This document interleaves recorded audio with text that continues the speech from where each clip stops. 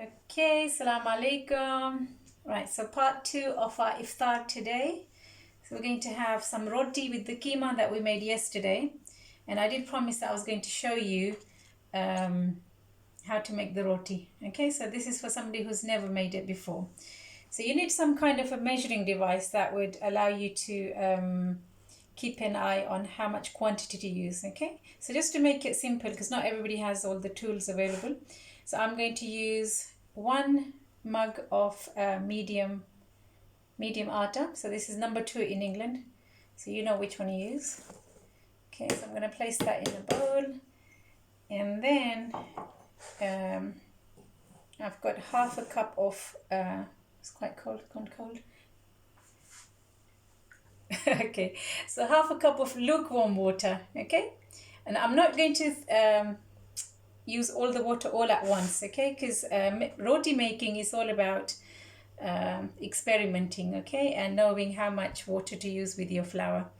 So I'm slowly going to add the water, so nothing else, okay, so just chapati flour and warm water. Okay, Bismillah ar-Rahman ar-Rahim. So I'm going to add that and mix. Okay, so I still have a lot of dry flour there, so I'm going to add a little bit more. There we go. Yeah, I think that should do it. And this is enough to make 2 rotis. Okay, so you can make 2 for yourself or 2 for 2 people. And just keep stirring this around. Okay, so using quite firm pressure, you need to press it down.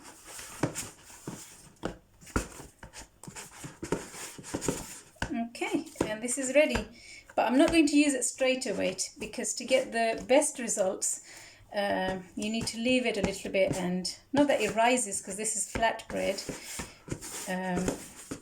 But you need to let it work a little bit. Okay, so I'm just going to leave it on my clean worktop. I gave this a good spraying earlier, so I'm just going to leave it there and then place my... Okay, and I still have some water left over. So that took maybe, for 1 cup, half a cup of water, or slightly less than half actually. Okay, and then you can just get rid of the excess water. Right, and for the next part you will need two tools. You could either use what you call a tawa. You know, sometimes you go to the restaurant and it says tawa roti. It's basically a flat bread made on one of these devices. Okay, however, I'm not going to use that today because some of my friends say that they don't have it. Okay, so I'm going to use my best friend here, my large pan. Okay, so whilst I'm waiting for the flour to get ready, I'm going to turn my gas on and I'm going to leave my pan on top. I just washed this so that it's nice and hot. Not too hot because otherwise it'll burn. So it needs to be sort of medium hot, okay, for when you need to place your roti.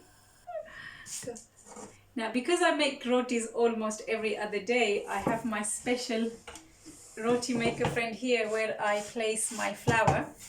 Okay, but because this is for people who are new, I'm going to use basic minimum things, so it needs to be here. All right, so a couple of minutes later, here we go. So that's nice and soft now. See, it's not sticking or anything. I've prepared, so I've got some extra flour here so that it doesn't stick. So you need to roll.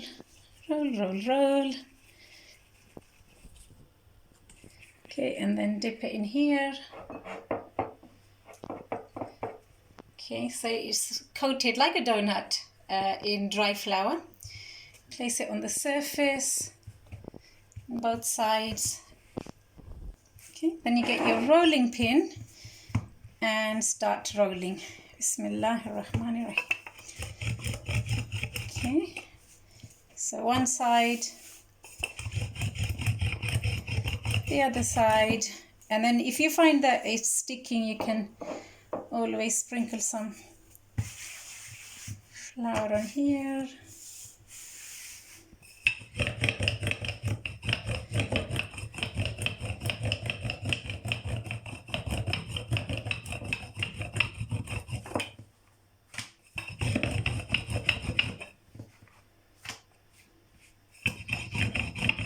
Okay, so make sure all the sides, all the what do you call this, the circumference, yeah, it's all even, or level even, yeah, it's leveled.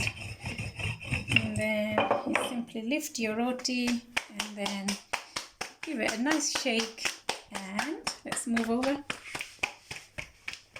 Okay, this is the tricky part if you're using a saucepan, so mind your hands, your arms, so not to touch this bit.